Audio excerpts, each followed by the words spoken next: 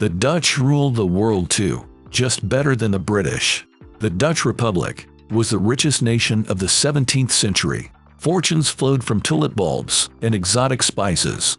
The Dutch traded with Japan when no one else could. Amsterdam became the warehouse of the world. Luxurious goods and foods were available to more people than ever before. But what happened next? The Dutch Republic spanned 3 continents. It was primarily centered in Europe, but it had colonies in Asia, Africa, and the Americas. The Dutch ruled over 80 million people, yet they often aimed for neutrality in conflicts. The 30 Years' War raged among European powers, but the Dutch wanted to keep trading with all sides, so they steered clear of involvement. The Dutch East India Company was created in 1602.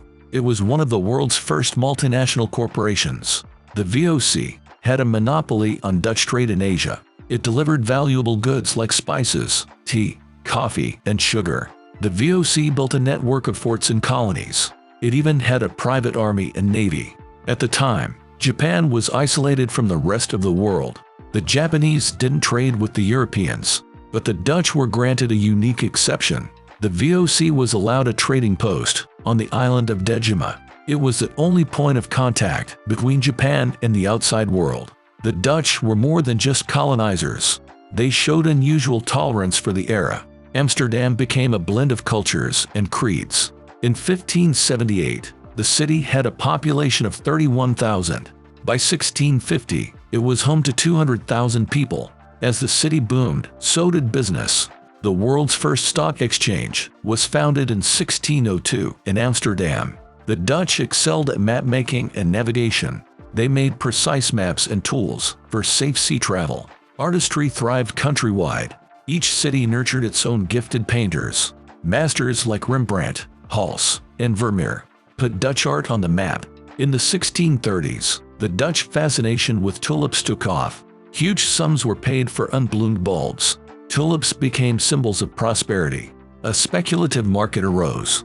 Bulbs were traded like commodity futures. Tulip mania led to tulip exports and exchanges. Specialized services insured, stored, and shipped the bulbs. Rare tulips sold for $10,000 per bulb. One sailor ate a premium onion, actually a prized bulb, and landed in prison. Extravagant swaps saw single bulbs go for small fortunes. Livestock, alcohol, and fine fabrics. Some speculators used dirty tricks. They unleashed animals on farms, ruining flower crops. This made their own bulbs more valuable. Eventually, though, the tulip bubble burst. Countless fortunes disappeared overnight. The Golden Age also had its expiration date.